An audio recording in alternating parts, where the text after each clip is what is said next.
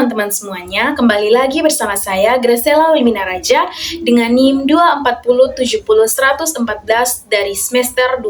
Pada video kali ini saya akan kembali membahas mengenai teori dalam promosi kesehatan, yaitu trans-theoretical model. Yang pertama adalah pengertian dari trans-theoretical model. Dalam teori ini dijelaskan mengenai kesiapan daripada individu untuk dapat bertindak pada perilaku ataupun tindakan yang akan dilakukan, menyediakan strategi-strategi perubahan perilaku atau proses perubahan tindakan dan juga pemeliharaan.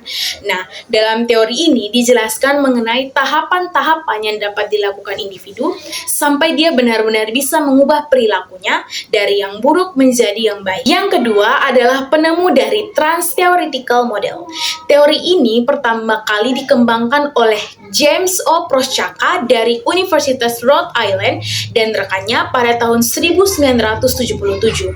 Beliau dan rekannya mengembangkan teori ini berdasarkan analisis teori yang berbeda dari psikotropika, sehingga kemudian teori ini disebut sebagai teori trans-theoretical. Yang ketiga adalah tahapan dari trans-theoretical model. Yang pertama adalah pre-contemplation. Dalam tahapan ini, individu belum berniat untuk merubah perilakunya. Nah, tahapan ini diukur sebagai 6 bulan ke depan. Kemudian yang kedua adalah kontemplasi. Nah, dalam tahapan ini, individu sudah mulai berpikir untuk dapat melakukan perubahan dalam hidupnya dan berniat untuk melakukannya. Kemudian yang ketiga adalah persiapan.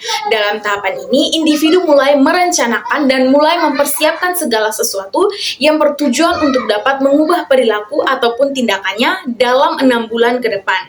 Kemudian yang keempat adalah aksi. Nah, dalam aksi ini, individu sudah mulai merubah kebiasaannya ataupun mulai berubah tindakan dan perilakunya selama 6 bulan ke depan. Kemudian yang terakhir, tahap yang paling terakhir dari trans-theoretical model ini adalah pemeliharaan atau maintenance.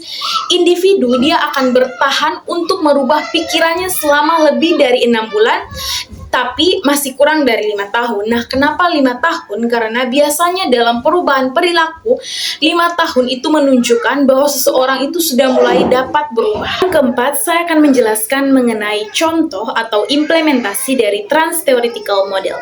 Nah, dalam kesempatan kali ini, saya memilih salah satu artikel yang berjudul Efektivitas Edukasi Berbasis Trans-Theoretical Model Terhadap Kemandirian Pasien Diabetes Mellitus dalam Activity Daily Living. Nah, dalam artikel ini dijelaskan 5 tahapan dalam trans-theoretical model, yaitu tahapan yang pertama adalah pre-contemplation atau pre-kontemplasi. Nah, pada tahapan ini, pasien belum menyadari pentingnya kemandirian dalam aktivitas mereka sehari-hari. Mereka cenderung merasa tidak perlu merubah kebiasaan atau mereka belum memahami dampak dari ketergantungan dalam merawat diri sebagai seorang pasien DM atau diabetes mellitus dalam kehidupan sehari-hari. Yang kedua adalah kontemplasi. Nah, pada tahapan ini, individu sudah mulai memikirkan bahwa perlu adanya perubahan. Misalnya, melalui aktivitas fisik yang dia lakukan sehari-hari agar dapat mengurangi faktor risiko diabetes mellitus. Nah, edukasi yang diberikan juga sudah mulai lebih efektif diterapkan oleh pasien yang menderita diabetes mellitus. Yang ketiga adalah tahapan persiapan. Nah, dalam persiapan, individu sudah mulai merencanakan segala bentuk persiapan yang dapat mereka lakukan untuk mengubah perilaku atau tindakan mereka. Nah, dalam artikel yang tadi sudah saya sebutkan, individu dia sudah mulai mengikuti edukasi dan juga pelatihan berkaitan dengan rutinitas harian yang dapat mereka lakukan untuk dapat menurunkan faktor risiko penyakit diabetes yang mereka alami atau yang mereka derita. Tahapan yang keempat adalah aksi.